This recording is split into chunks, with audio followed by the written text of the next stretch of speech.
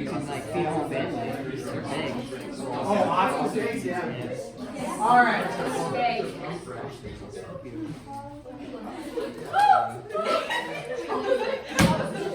What? Oh yeah, no, this is for me. Come on. Spare a few. All right, if Lincoln can catch us in his mouth. Oh. Oh. Too close. Then I wanted to give anybody fruit snacks. So good thing you missed. Good job for missing. One of those is for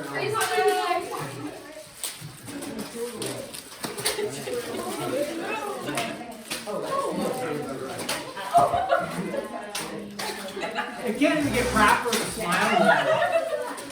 That child. That too.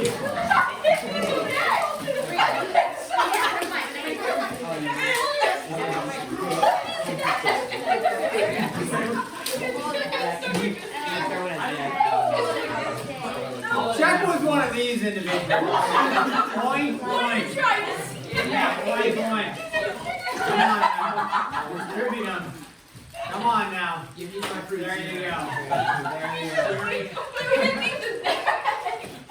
Sounds like a you problem when you're catching my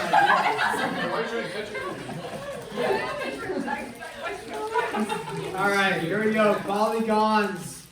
Polygon. That means a many-sided figure. Poly means many. Okay.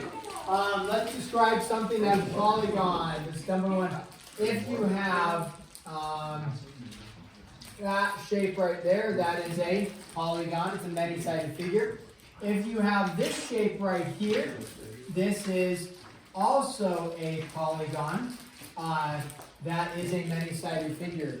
In this case, this is a concave polygon because it forms, if you think of it like a cave. A convex polygon would look like this, or we could draw one, something like this, and there. That's a convex, concave. All three of those are polygons, many-sided figure. We have names for these many-sided figures specifically.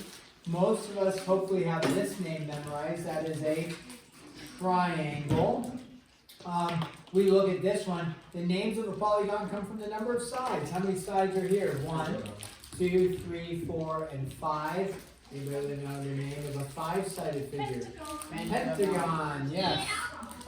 So we have names for these. Also a 5-sided figure, that is a pentagon. Ones that are not polygons would be some sort of, here, a curve. Like that, if you have, even if it's connected there. If you have a curve in a figure, that is not a polygon. Okay, it is a shape, it's just not a polygon. So a polygon is described by having sides or, with lines. Also not a polygon is when it is a figure, but when the lines intersect or cross, not a polygon. Another thing might, if you have open-ended, although that kind of looks like a curve, but there, if it's open-ended, there's not a connection, then it's not a polygon. All lines have to connect in order for that to become a polygon. When we get into a regular polygon means all sides and all angles are the same. So this picture may not be perfect, but we'll go with it. This we look at has 6 sides to it. It would be considered a hexagon. If it is a regular, okay, that's an important word because that word, it's a regular polygon, that tells us all sides are the same. Also tells us all angles are the same. And when we think usually on a polygon, we think interior angles like this, although we do eventually talk about the exterior angles formed on a polygon. And an exterior angle would be like if you extended it, and then you have an exterior angle called that alpha, let's say. We end up talking about the exterior angles on a polygon. All the exterior angles would also be equal, but a regular polygon by definition means all sides the same and all interior angles the same for that. So regular, important word, because it tells you two important things. Sides the same, angles the same. A polyhedra is a three-dimensional polygon. So polyhedra, and on a polyhedra you would have, it's just a three-dimensional object, right? But a three-dimensional polygon. And so you would have like that picture, such as it is, would be a polyhedra.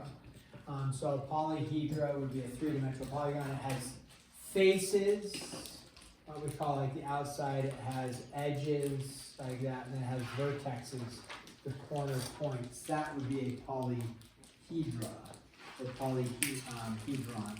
Okay. I think that's kind of our general idea of it. There is a list of names that you should have memorized on page 467. There is number of sides and the name that matches that polygon. And so once you get to a certain level, there are names for if it has 20 sides, there is a name for that. But we don't memorize that, okay? So you should have up through what the book gives you is 12 there listed. Triangle, quadrilateral is 4, pentagon, hexagon, hepta, octa, nona, and deca, and dodeca. So those ones you should have memorized as you work through the figures. After that, if we have a 13-sided figure, we just call it a 13gon. Or they say like an n-gon, meaning if it's a 17-sided figure, it's a 17gon. So with that, we don't have to memorize all of the ones past 12. But they do have a name. We just don't memorize those names. Okay, so we are going to pause there. This will yield, this first section is very, I would say, fairly easy, fairly straightforward. In addition to that, make sure you're utilizing the time for story problems and see.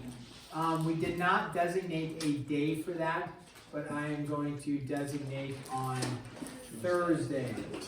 No, Wednesday. And the reason is I'd like to do a mid-chapter assessment on Thursday. I don't know if tennis team is gone Thursday. And the reason why is then we have Friday off and Monday off. It'd be nice to have a mid-chapter assessment going into the break and not have a homework assignment over the break or anything. So let's do mid-chapter assessment Thursday. Let's make sure SEEP and story problems are due on Wednesday. Okay? Make sure we can grade those before the mid-chapter assessment. Any questions? Okay. Utilize your time wisely with getting SEEP, story problems, and 10-1 worked on. Hopefully 10-1 should only take you a few minutes, not too bad on that.